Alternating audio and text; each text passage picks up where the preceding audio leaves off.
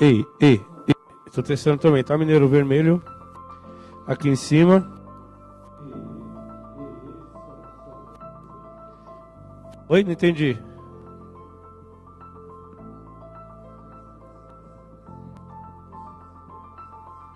Ei, ei.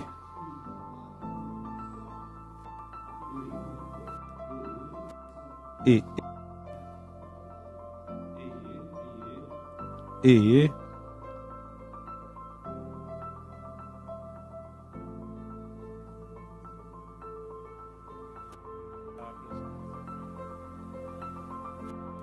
Ei, ei, ei, ei, ei, ei, ei,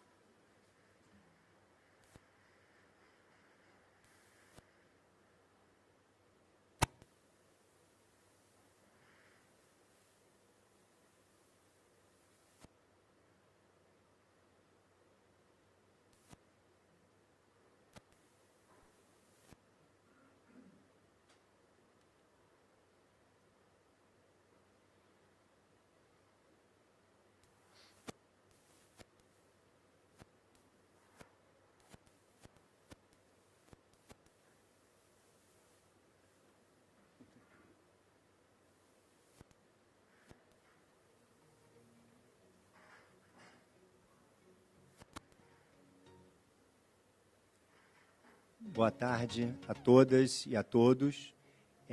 Obrigado por terem comparecido. Para evitar, hoje é um painel internacional, para evitar poupá-los do meu portunhol, I'm going to just right now switch into English. So we're going to have this panel in English. So the idea here is to talk about restrictions on packaging and regulation that has been enacted and is growing, especially here in Latin America.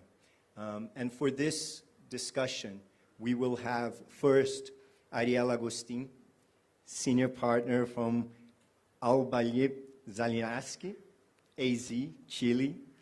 And she is former President of Gala for the Americas. And we also will have Henrique Dias, who is the President of ABPI, Senior Partner of Goodrich Riquelme and Associados in Mexico. And I would like to start this discussion making a quick reference to a show that I like very much called Mad Men. And if you remember the first episode, we have Don Draper sitting down in a diners, and he is very worried because the next day he will have a very important meeting with his main client, who is Lucky Strike. And well, I think it's U.S., I don't know if it was only New York, but they had just enacted restrictions on cigarette advertising. And no longer companies would be able to use statements that would mention the good effects of tobacco. So this happened in the 50s. And what we saw is a growing environment of control and restrictions that started, if we can think of, by overtaxation on these kind of products, especially tobacco. Then this started to move to food and beverage. Boa tarde a todos que estão aqui na plateia e aos que estão assistindo a gente na forma online. Eu sou Renata Lisboa, eu sou conselheira da ABPI e coordenadora do Centro de Educação Continuada da ABPI. E hoje... Ok. Melhorou? That's more than a package restriction, right? Acho que dá para sair de onde eu fiquei, né? Não preciso voltar. E hoje eu estou aqui para a gente conversar sobre cibersegurança, incidentes e sanções na LGPD. É um tema em construção que a gente vai ter aqui o prazer de conversar com as duas pontas desse contexto de cibersegurança, incidentes, prevenção, como remediar, e para contribuir aqui nesse talk, a gente vai receber o Bruno Duarte Garcia, que é titular da Coordenação de Tratamento de Incidentes de Segurança da Autoridade Nacional de Proteção de Dados. É substituto do Coordenador-Geral de Fiscalização. O Bruno é bacharel em Ciência da Computação e Direito pela Universidade Federal de Minas Gerais, pós-graduado em Defesa da Concorrência e Direito Econômico pela Fundação Getúlio Vargas. Bruno, muito obrigado por ter aceito o nosso convite. Seja bem-vindo. E também a Rafaela, que vai trazer o lado da empresa, de como funciona essa preparação toda que as empresas e adequações que as empresas estão fazendo para atender aos requisitos legais. A Rafaela Câmara é coordenadora de privacidade do iFood, especialista em direito digital pelo INSPER e propriedade intelectual pela Harvard Law School, pós-graduada em direito empresarial pela FGV. Ela seja bem-vinda e, sem mais delongas, eu vou passar a palavra para o Bruno. So first I will call here Ariel Agustin to enlighten us with what can we expect for Brazil. Hey, well, thank you very much, José Eduardo, and thank you for inviting me. I'm very happy to be here and to speak about something that unfortunately, my country has been the leader probably in Latin America. We started with that. And I would like to put the presentation, please.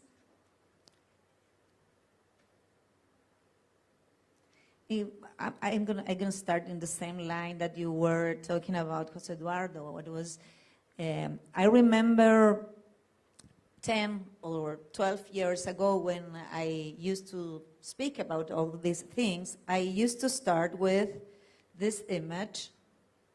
Let me see. There you go. Tobacco first, what next? That was 12 years ago, and I think we were right in those presentations 12 years ago or 10 years ago, because it started with cigarettes, that's correct, but it has been going on with more and more restrictions and more labeling issues. And the reality today in Chile, as I said in the presentation, is that we have an increasingly restrictive trend, okay? And different things. And of course, the idea or the objective of all of this was to have a better information for the people and probably a better health, and especially to those consumers that are probably not too, I don't know, they haven't had too many studies, so they don't understand well, and things like that. But the fact is that today we can see that those principles has go ahead and in first place, and we have in second place the intellectual property, and this is why we are speaking about this today here, and we're going to see what has been happening. Starting with the food. Cigarettes was the first thing, but today the big issue is food. And we have in Chile the sanitary regulation, of course, from 1996. But in recent years, we have new regulation with what has been a new labeling and many restrictions to advertising. And we're going to see what it is like. We also have the sanitary code for the sanctions, the procedures, the fines, etc., and the code of ethics of advertising, where the CONARE is the body that regulates that. It's not binding, but anyway, it's a good way to prepare for this and to be online with all these regulations. Even before the regulation, this is something that we were talking with Enrique a few days ago. And I'm sure you're going to talk about that.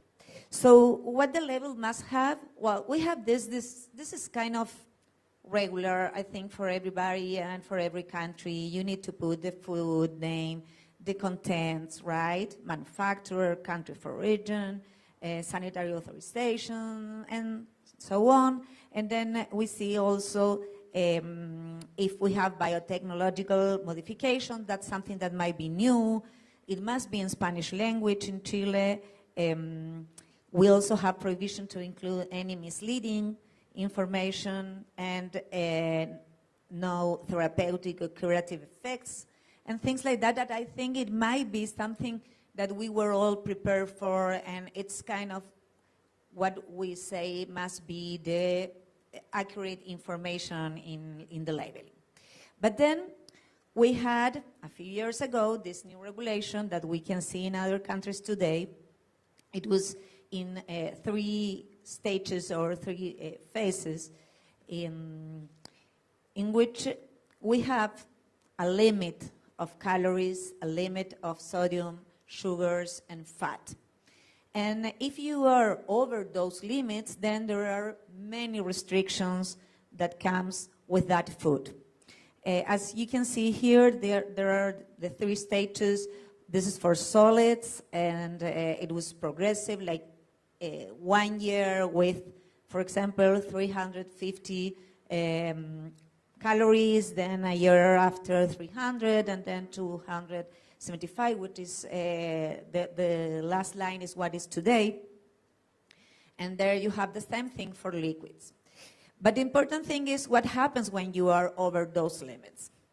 And what happens is that you have these signs. I think it's something similar to what is happening today here and in other countries, that says that is it was a huge discussion about what to put there.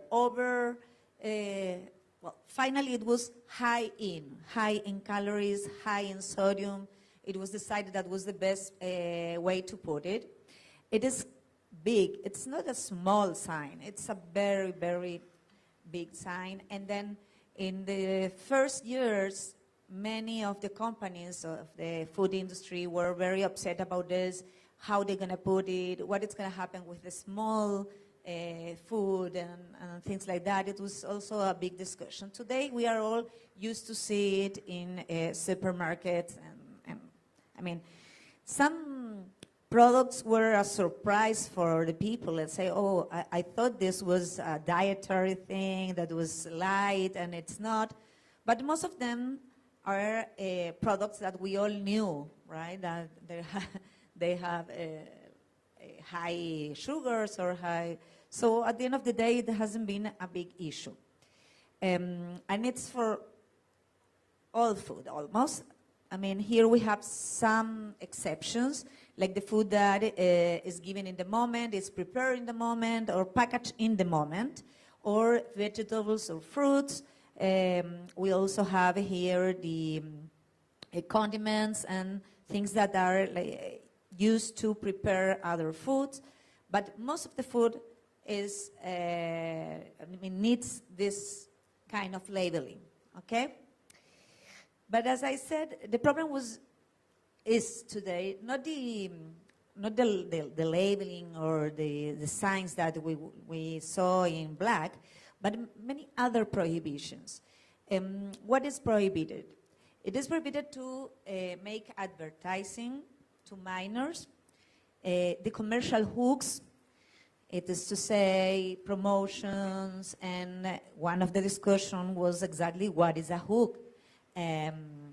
We all understand that it will not be possible to give toys and things like that. We all understood that. But the discussion was about, for example, characters, okay? Characters in on the boxes and things like that. That was a discussion before that the law came into force. Today we have the answers, and there are not nice answers for the IP lawyers, so I will speak about it. Promotion and sales in schools, samples are not allowed. Television advertising at the time in which the children can watch the TV, and also if it is directed to children, even if it's at night, it's also prohibited. But, as I said, here I put only a little bit about Argentina and Uruguay, but Enrique will speak about Latin America in general. They are following something very similar to what we have. But here's the thing.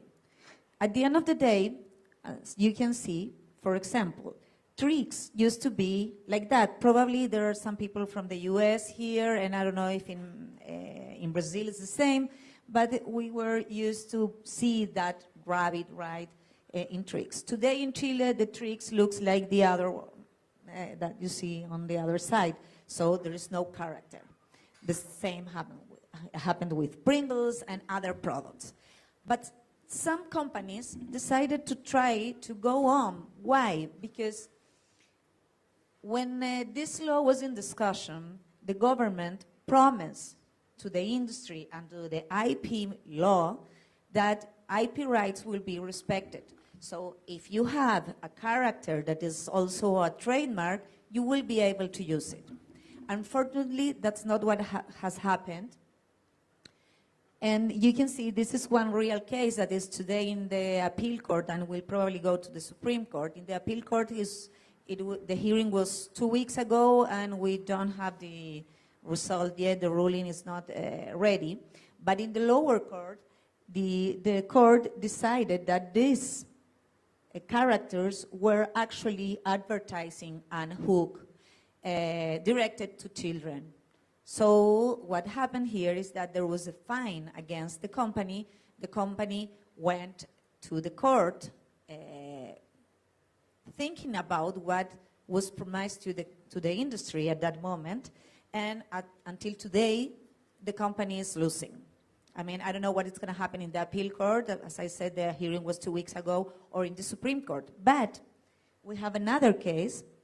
This was in the Supreme Court, and the Supreme Court decided that that chocolates with Santa Claus figure, it's actually advertising and a hook for the children. So what the Supreme Court decided is that the fine was okay, was fine, and did not, revert this decision. So we can see what is happening, and the industry is already, we don't have, for example, the Kinder Surprise. I will bring some with me for my children, I think, from here, because in Chile we don't have anymore, and things like that. Yes, we don't have. That doesn't mean that the children are not eating chocolate or sugar or whatever. So it's a question that we have to do, right? How useful is this kind of regulation? This is another thing that is happening today. The Nut Company is a very important company for Chile. It's actually the first unicorn that we had. It has vegetable products. And I don't know if you have the products here, but you have nut mayo and nut milk. And everybody knows today that it means that it's not milk, and it's not, right? And it also have the cow with a line on it. That means that it's not an animal product. However, the authority has also give a fine to the company saying that you are using the word milk and you cannot use the word milk. This is something that we are fighting today.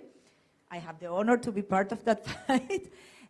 So we're going to see what happens, but it's also something that is happening. So all these regulation things are going on today, and we are trying to see if we can treat the consumers as children, to all of them. But I think I'm obliged to say to you that this regulation does have a kind of results, okay? The results that we have seen, and this is from 2019, this news, is that the companies, the industry, the food industry, has tried to change their products with to have less sugar or less sodium or less fat in order to not to be in or within the scope of this regulation. So it has had some kind of result. Maybe it's not what they expected, that was people not buying the product, but it's also a good effect that I'm obliged to say to you, which is that the companies have been changing their products in order to try to be out of the scope of the law. That's food. But let's see other things. I'm going to try to be very fast because my friends want to talk too, and you probably will be more interested on that because we're going to speak about the whole Latin America and Brazil, not only Chile. Pharmaceutical, we started with this bioequivalence need of food yellow, but today we also have a need or a mandatory size of the letter of the generic name of the medicine. So today also the boxes, and for example, you need to have at least 4 of the 6 faces of the box with the generic name, and it must be in a specific size. So we do have also a labeling regulation, very strict in medicines. And I didn't talk about the recipes of the prescriptions. The prescription also have very strong regulations, but it's not the thing that we are talking about today. About cigarettes, very fast, what we have today is something like this, okay? Half of the box must have a terrible picture of a terrible effect of the tobacco.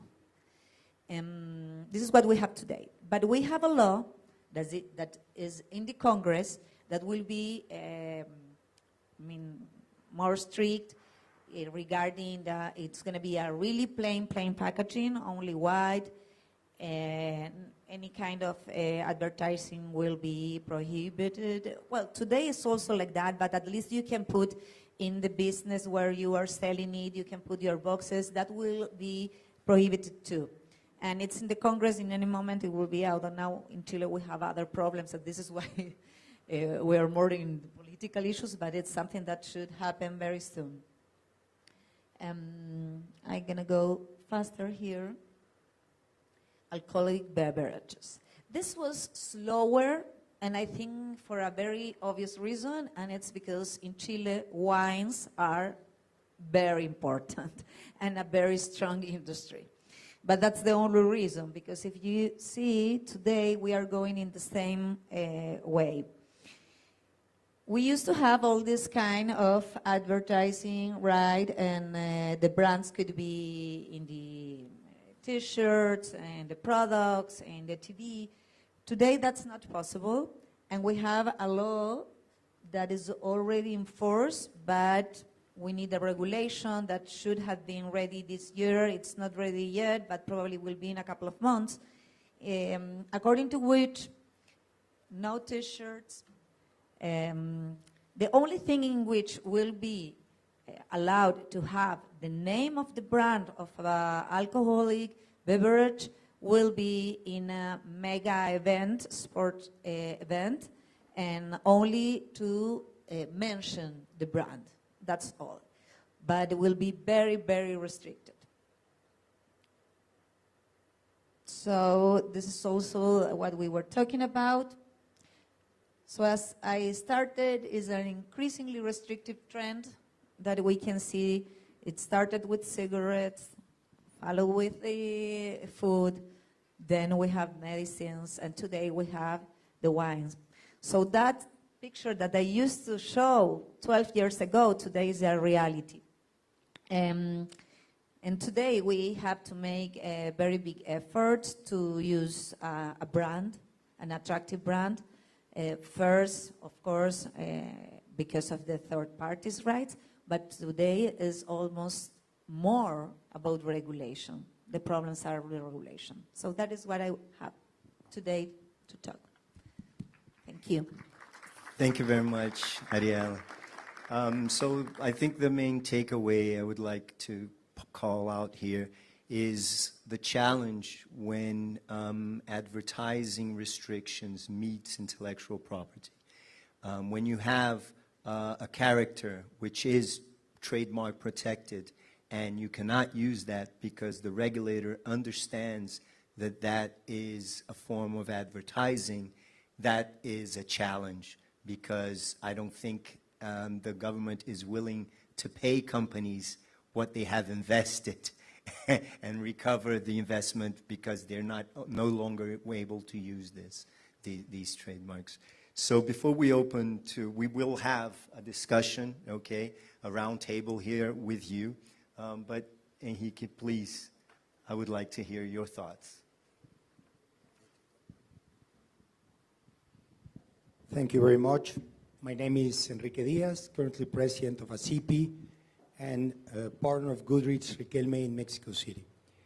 So this is very interesting because, as Ariela said, this movement started in Chile.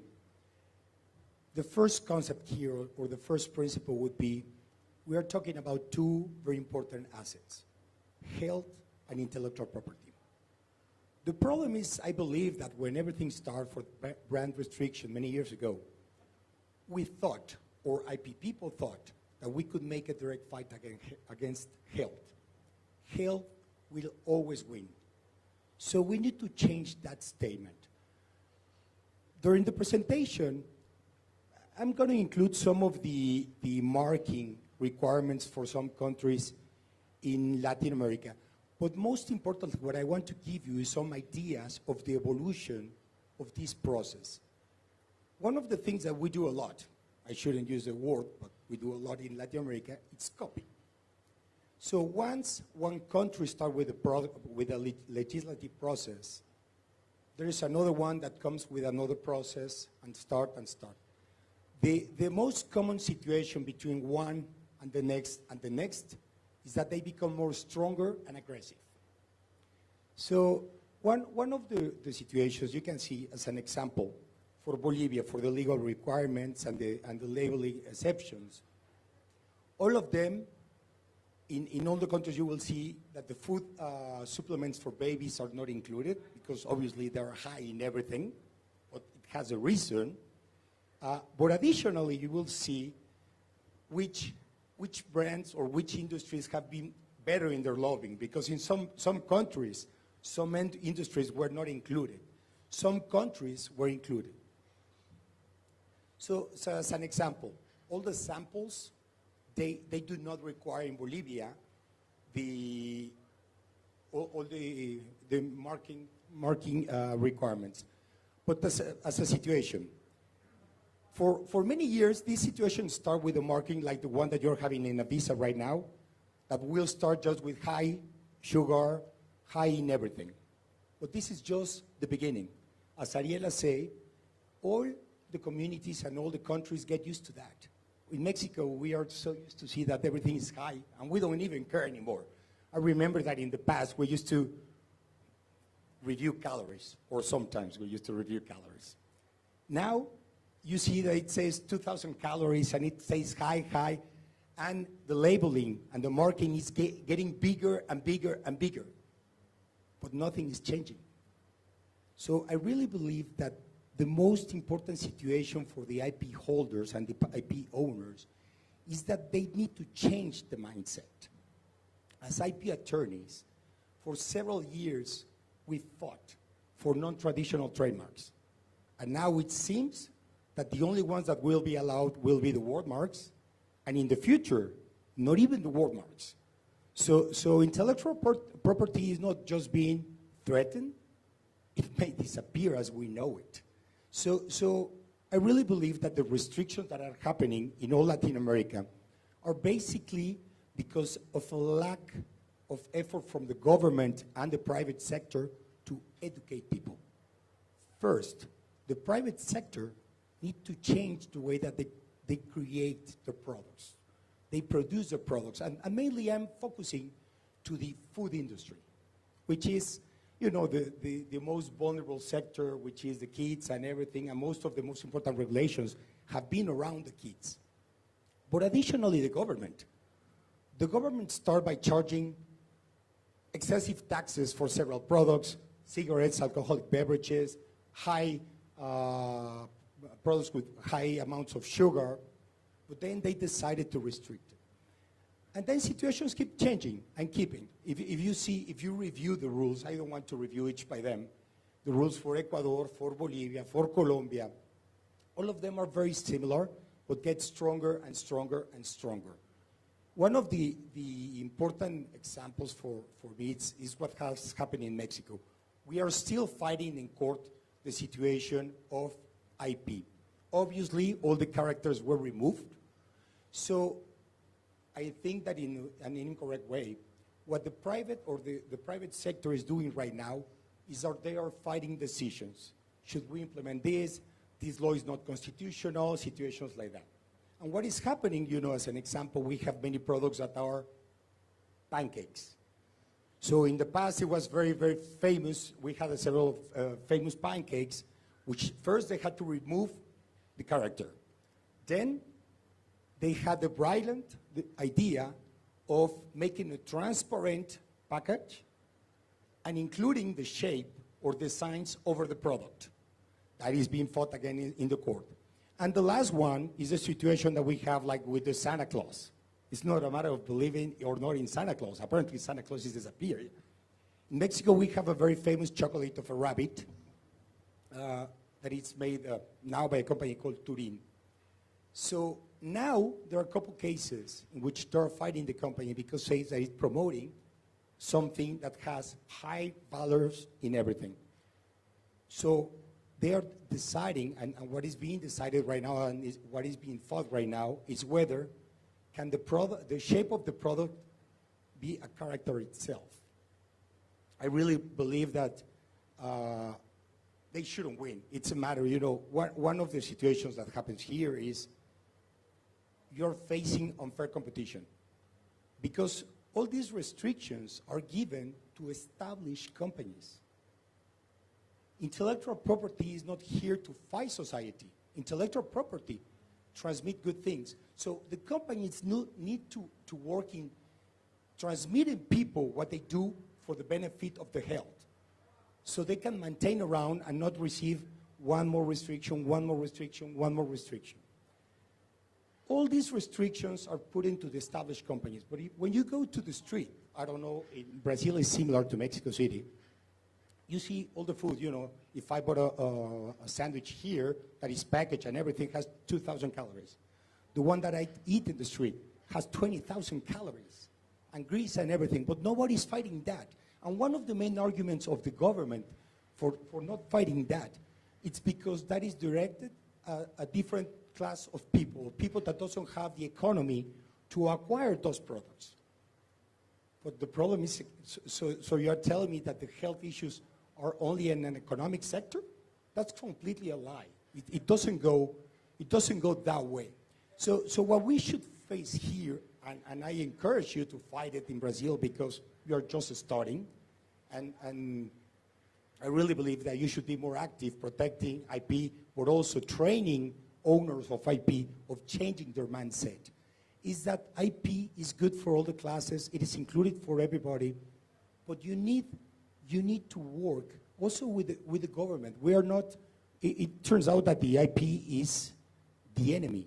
And I really believe it should work in a different way, because the results, you know, when we thought about the cigarettes many years ago and everybody was fighting and it was a scandal, you know, brand restriction in cigarettes, is that everybody keeps smoking. It's the same with the food. The levels of people that has obesity hasn't changed. You know, at the beginning it may have a big impact, but this has to be a matter of education. It has to be a matter of education in society, in family, in the government, working together. And I really believe that IP should fight this in a more frontal way, because the risk of an elimination of IP, at least in certain concepts, or trademarks, trade dresses, and 3D trademarks, all that, is very, very, very serious. The countries that are coming with new legislations, Panama has something about labeling, but they have discussed it in the Congress, even more strong legislations or projects than what we had in Mexico. Mexico started like, it was a copy of certain things. Now, even the advertising, it's more regulated, so the companies cannot go around, because you're selling a product, you cannot mark the package, you cannot mark the product, so they start doing it through advertising in TV commercials and situations like that. So now they are more and more restricted.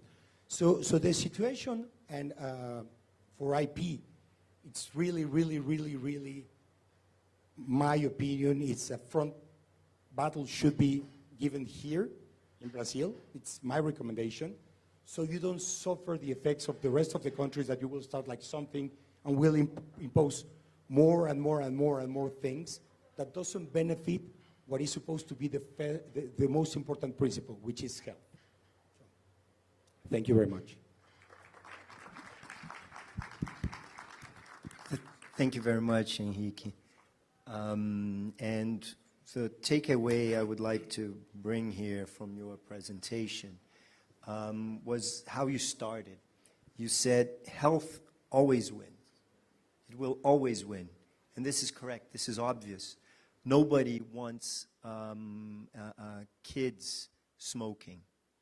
Nobody wants their own family, kids and elders to be obese. However, we're talking about legal products. They're not illegal products. They're products that are sold in the market. They're legal, and they are suffering maybe too much restrictions. And I go back to health always wins, and when you said how IP can be important, because if we go to the core concept of a trademark, it is to distinguish products in the market. So you are providing information. And if you want to put a healthier, as Ariela said, that the companies moved into a healthier product, If you want to say that, you're going to say that through trademark. Brands that provide a good impression on consumers, that brings trust. So I believe, and from what I've heard here, that maybe the stricter regulations are going the wrong way, because we should not have restrictions on IP, because IP is key for health, and health has to win. So that's the takeaway I have from your presentation. And I will now, the idea here, we have still 24 minutes, and this was, we discussed this.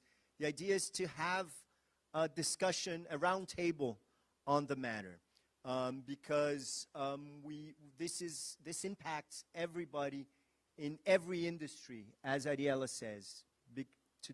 Today, tobacco, tomorrow, what else, right? So I would like to open up for the audience. I have also the online questions. I have already some questions here. And please, who wants to start? Maybe you want to ask each other a question. But the idea here is to have a discussion. Questions, please. I will just ask to stand up and present yourself and have the question. Anybody? No? When you say about, one of the things that probably needs to change is when you say that a trademark needs to be distinctive. Right now, probably needs to be distinctive, but not attractive. If you are more attractive, you are in more danger of being banned. So that's one of the things that shouldn't happen. It's a matter, and that's what I say about education. IP, when you see a trademark, you see that there is a quality, that there is investment behind to make a better product, healthier product. So companies should work harder in regulate themselves so they can really be less control themselves so they can really prove that they are healthier. And it makes no sense, because sometimes you see two products. You know that one of them is a good product and the other one is terrible. Terrible not in terms of the product itself, but it's a chocolate and it's a milk. And it has exactly the same size of the seal, the same situation, which we know it's not what it's intended for. So companies should promote more themselves in a more conscious way. So I will put the first question here for you, Ariela. I would like to know, you mentioned restrictions on advertising, especially for children. And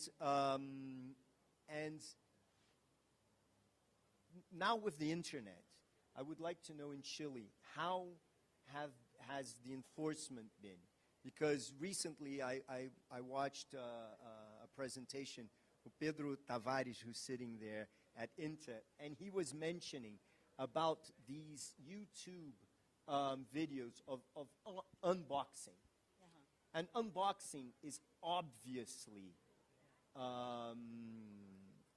advertising.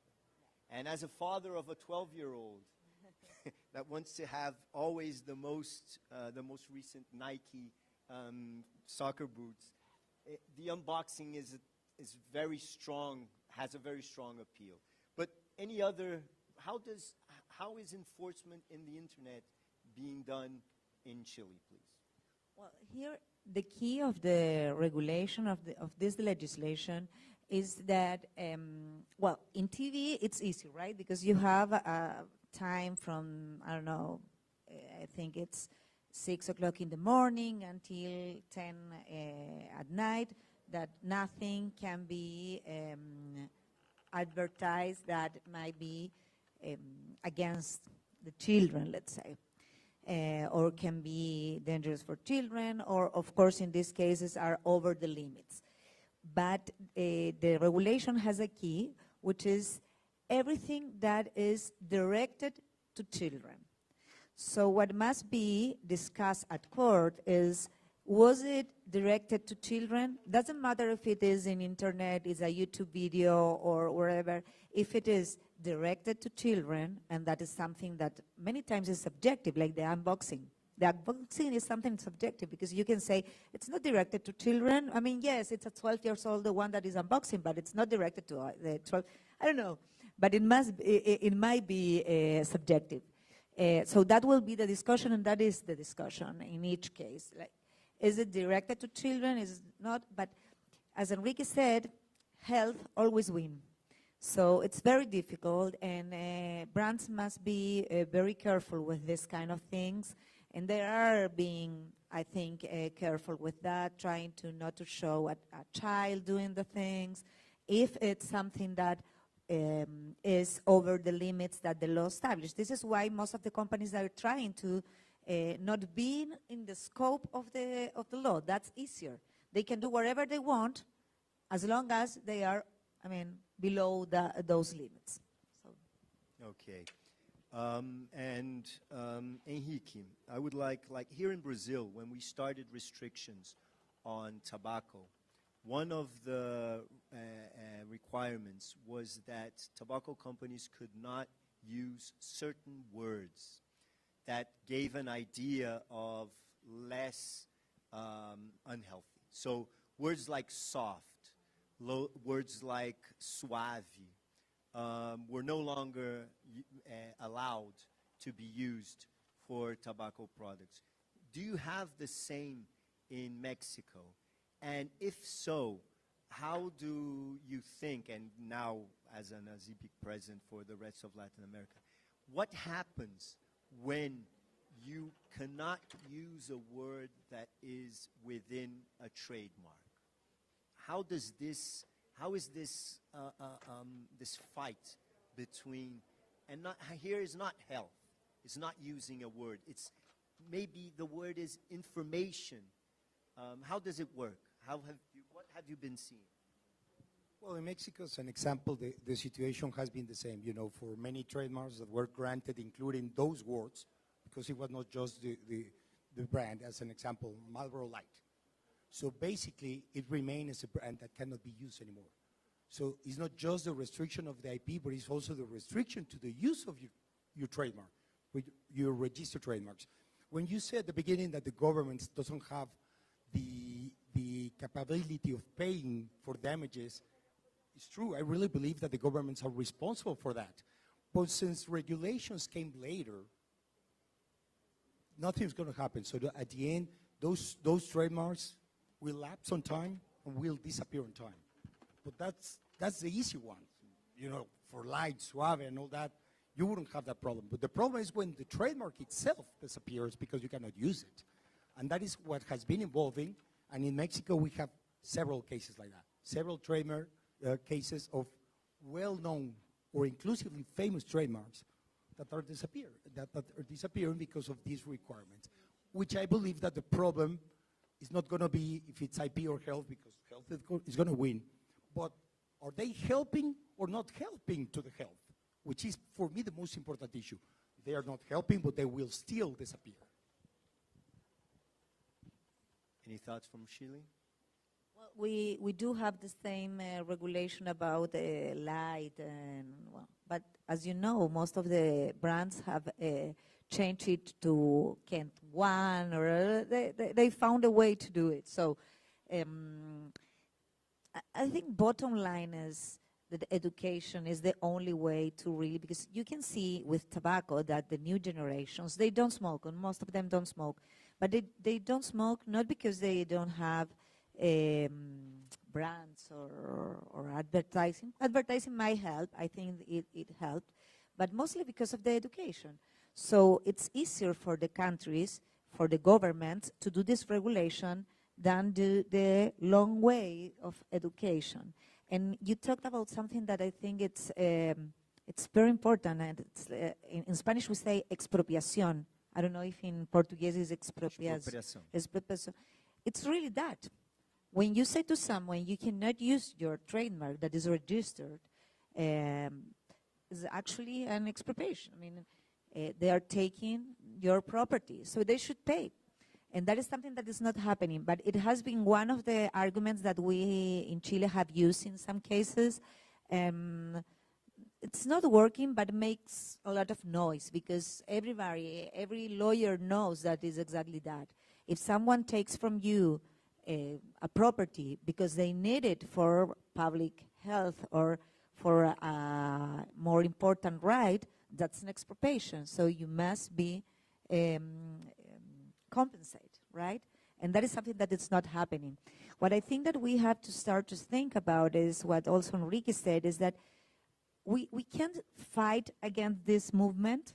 I mean, this healthier movement. I have a daughter 20 years old and she's vegetarian. That's part of it, right? And many people is vegetarian. So it's part of the not milk that I showed also. It's a whole movement. We cannot fight against that, but we can fight against the taking away of the IP rights. And we have to be more creative as lawyers and also as owners of trademarks to try to move with this as taxis fighting against Uber. That doesn't work. I mean, taxis must try to convert to something more modern to be in the market. I think it's the same for us. We have to look for trademarks and ways that are more according to the new, let's say, healthier kind of life. I just want to add something, and it came to my mind because what Ariela said about cigarettes. You know, the young people, they don't smoke because they say that it's not healthy. But one of the situations that we see in Mexico is with vapes. They don't smoke, but they vape, which has been proven that it's even less healthier than cigarettes. But there has been nothing around. In Mexico, vapes are illegal. They're not accepted. But, you know, through trials and amparos, you can import them and sell them. With my daughter is 14 years old, and she has 10, 15 friends in her class that they do vape. She says that she don't do it. I believe her. But she says, no, they did that even. We have to trust them. Until I see her, we have to trust them. But again, there has been nothing in the education. You know, for the kids, vapes right now is what was cigarettes for us when we were young. So we need to work on that, and again, show them that it's not the best way to do it. Vape has been under the radar in Mexico, and now all the kids, they do it. And I won't say many more things, but it's alcohol. Alcohol is bad. But when you go to a bar and you see a kid that is in a bar dancing like crazy and only has a bottle of water in the table, things are doing it a different way. But we need to focus very much on health and educate them. Yes, and just to complement here, especially regarding expropriation, because trademark is a property right, and no property right is absolute, right? So all property rights manage some degree of flexibility. And when we go down to expropriation and payment from the government for the restriction, the difficulty of going that path is that then we're going to discuss the value to be paid. And I don't want to go down that road, right? So that's why I like what you said, Ariela. When you have to think of creative and adaptations of IP rights in a way that you can avoid total restrictions. And I think that this creativity comes from information. You have to educate, because then IP works hand in hand and not in opposition to. And a good example of it is cigarettes, actually, because also with the plain packaging, the problem that every country that has plain packaging has been seeing is the fact that there is a lot of piracy. And piracy, it's a problem from the health point of view. We know that some cigarettes are healthier. No cigarette is healthy, but healthier than others that we don't know even what is in there. No? Chocolate one? That's a good way to smoke with chocolate cigarettes. So brands help on that. Brands are part of it, as you say. So what we have to try to do, and also educate our authorities about what is the importance of industrial property. Now until we have a process of new constitution, I would say. We don't have a new constitution. We have the election in 1 week, in 2 weeks. And the industrial property is not in the new constitution. Can you believe that? It's incredible. It's incredible. It's unbelievable. So if we do not educate our authorities, and we are the only ones that can do that, in why is important, what is not against health, it goes hand in hand with health, then the future is very bad. And we all know that it's something that might help and should help to this kind of things, to distinguish one good product to the other product. So we have a task here, very important, I think. Audience, anybody? Okay. Well, any final remarks? Let's start with Enrique. Yeah, it would be basically just what Ariela said, but I would say just besides educating the authorities, we need to educate the IP holders.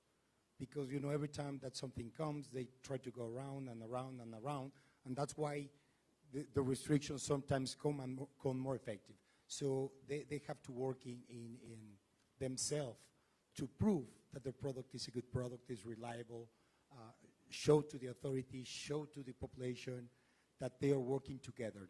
They're not just going around going from one side to another side, because if they do it like this in Brazil, at some point they will lose. It's proven in all the countries that have brand restriction.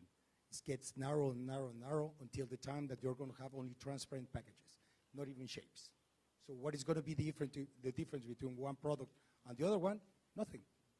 But one company pays more taxes than the other one.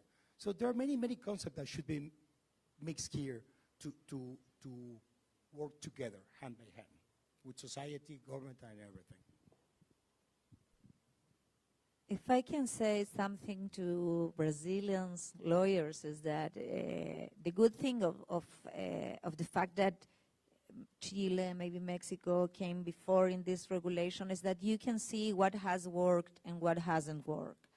And use that and try to be working with your authorities to try to have good regulations, make them to see you as a friend and not as an enemy, and try to work together. I think that is what you have to do. It's the only way to do it, and make them to understand that industrial property is something that helps to the healthier world, and it's not an enemy of it. So try to look at the experiences of other countries and use that with your authorities. Work with them. Don't let them do whatever they want. Try to be their ABPI.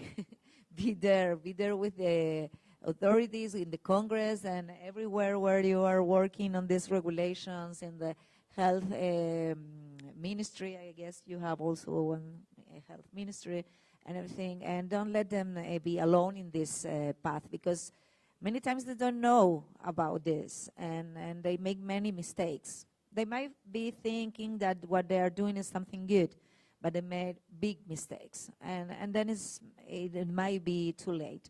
So that is what I would say. Thank you. Okay, thank you very much.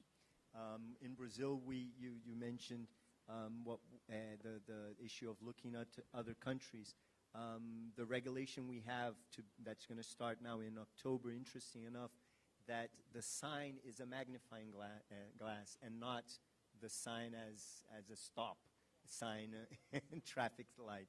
And regarding advocacy, what I've been noticing is that the consumer protection associations normally are stronger and they shout louder, but ABPI has a very strong position, and it is working together with IP owners, and in order to have better regulation that works hand in hand. So I would like to thank you very much for a very nice presentation.